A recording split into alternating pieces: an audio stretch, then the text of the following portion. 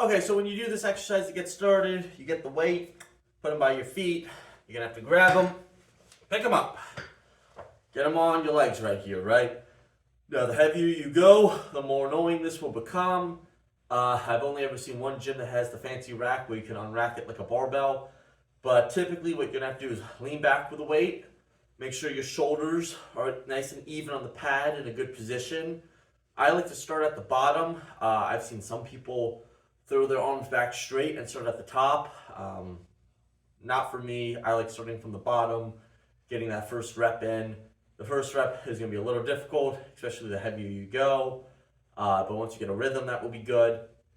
So you're going to come back. Boom, right? Press up.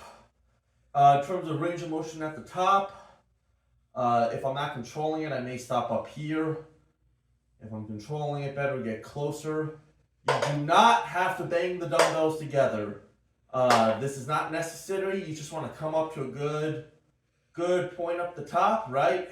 Whatever's comfortable, whatever you can do. Then come back down to the bottom, press up. Back to the bottom, press up.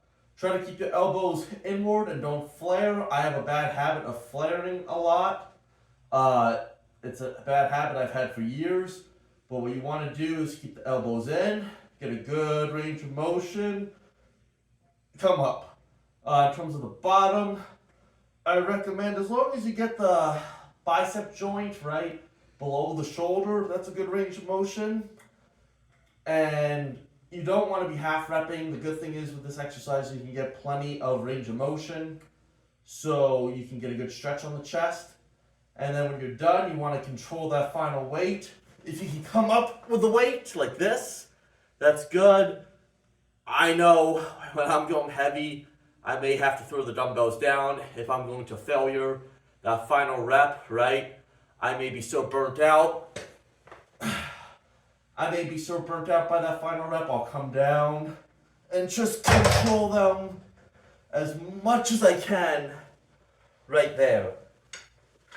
What I've seen, this was at Powerhouse like 5 years ago, was someone would do incline dumbbell and drop them from the top. Don't know how he never hit himself in the face with those. Again, and just do a few reps so you can see it from this angle.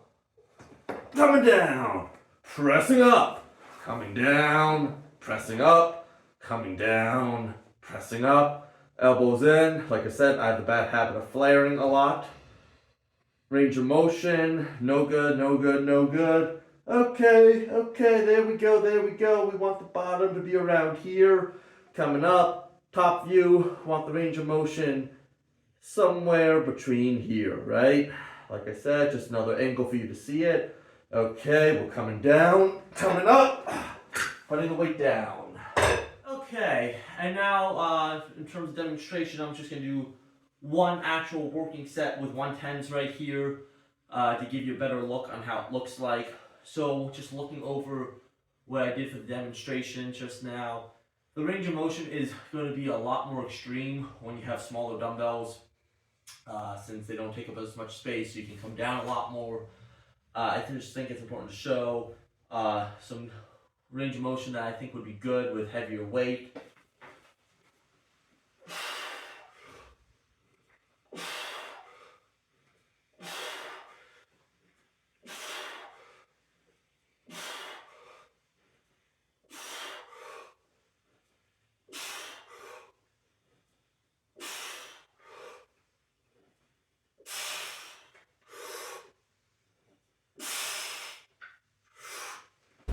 Okay, one last thing I'm going to show is if you have any type of shoulder pain, that's when doing a neutral grip I think is a lot better, less strain on the shoulder.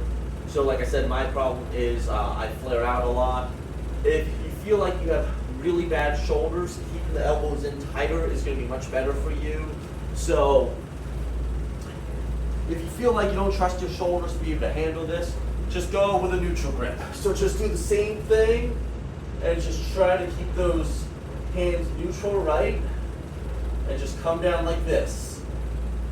And that may help your shoulders instead of doing a typical grip. instead of being pronated, go neutral, come down like this, keep the elbows nice and tight, and come up that way.